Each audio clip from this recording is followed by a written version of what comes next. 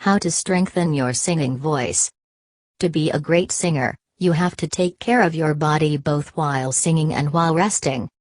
With practice, hard work, and changes to your lifestyle, you too can have a beautiful singing voice. Part 1: Maintaining a singer's lifestyle. Maintain systemic hydration. You probably learned when you were young that your voice comes from your voice box, also called your larynx. The larynx contains muscles called vocal folds that are covered by a mucous membrane.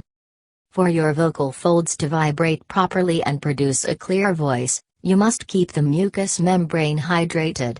Systemic hydration means maintaining healthy hydration levels throughout the tissues of the body. Long-term hydration is far more important than short-term hydration, so chugging water the day before a performance will not help you.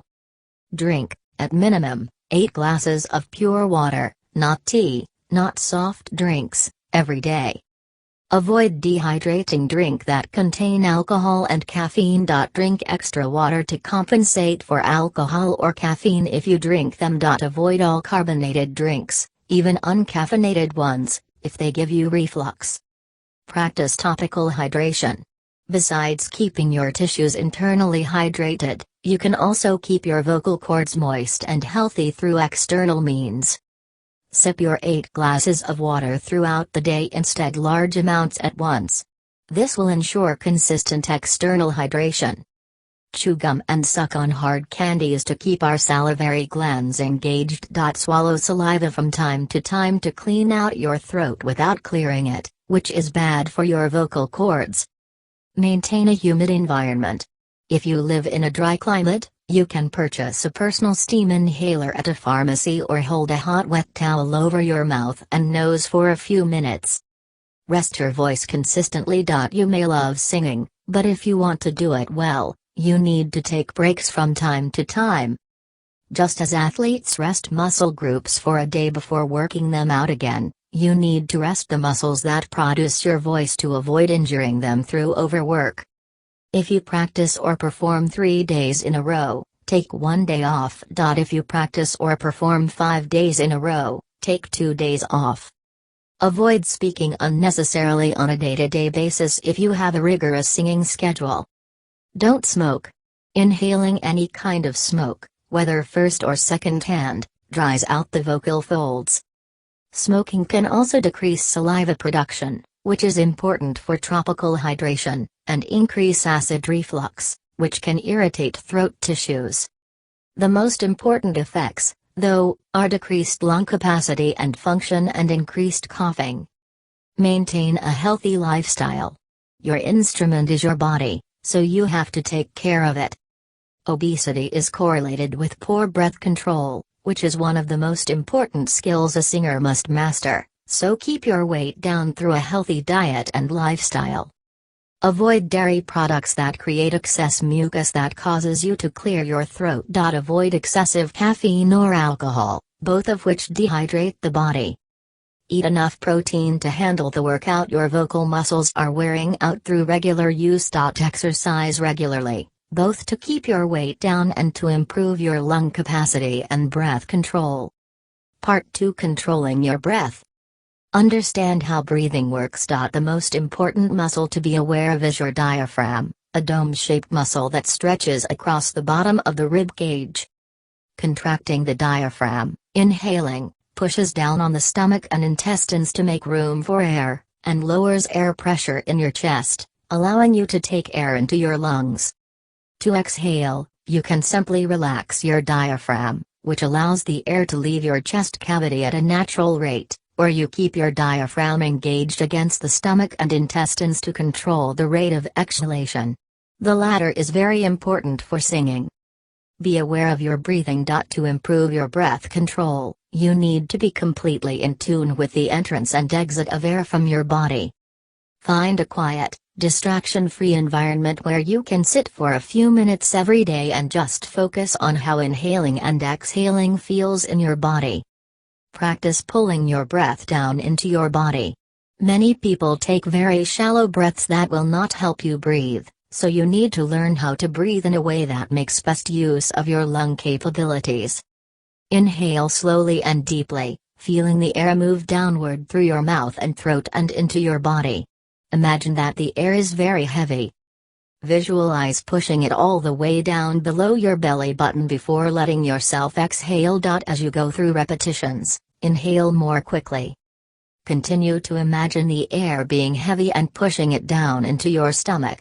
Feel how your abdomen and lower back expand. Place one hand on your chest, and the other on your stomach. When you inhale, make sure the hand on your stomach moves more than the one on your chest. You should be pulling air down deep into your body, not shallowly into your chest. Practice holding your breath in your body. After inhaling deeply and pulling the air down into your body, try controlling how long you can keep the air in your body without growing uncomfortable. Try to increase the length of time. Inhale slowly and deeply through your nose, making sure to draw your breath down into your abdomen like in the previous exercise. Try to hold it for a count of 7, then exhale. Repeat several times. Over time, try to increase the length of time you can hold your breath comfortably. Do exhalation exercises. Exhalation exercises are important for holding steady notes. Without them, your voice might waver when you sing. Inhale deeply through your mouth, pushing the air deep into your abdomen. Instead of letting the air rush out at its own natural rate, keep your diaphragm engaged so you can control the rate of exhalation.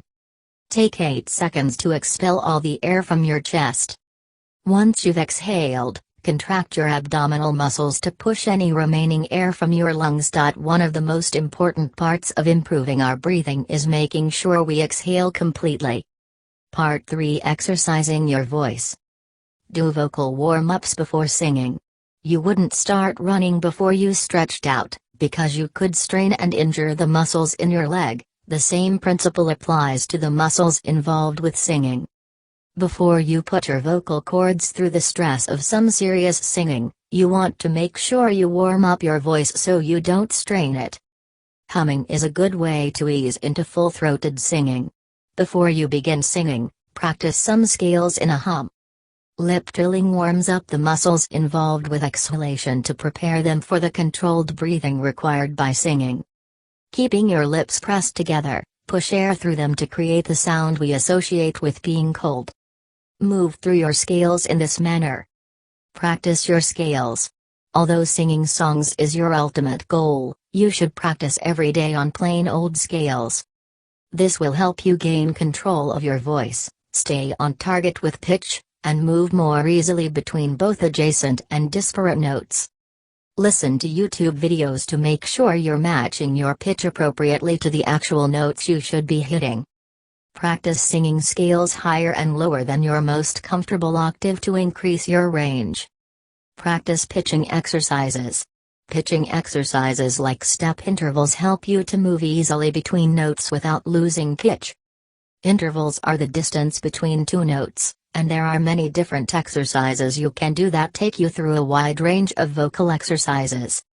The 7 basic major intervals are major second, major third, perfect fourth, perfect fifth, major sixth, major seventh, and perfect eighth, and you can find examples of these interval exercises easily online. Record yourself singing.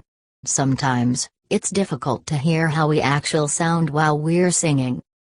Record yourself singing your scales, your pitching exercises, and your favorite songs to hear how you actually sound. You can't improve if you can't tell what you're doing wrong. Tips. Have fun. If you're doing an audition or a performance, pick a song that you like and know well. Never drink cold water before you sing.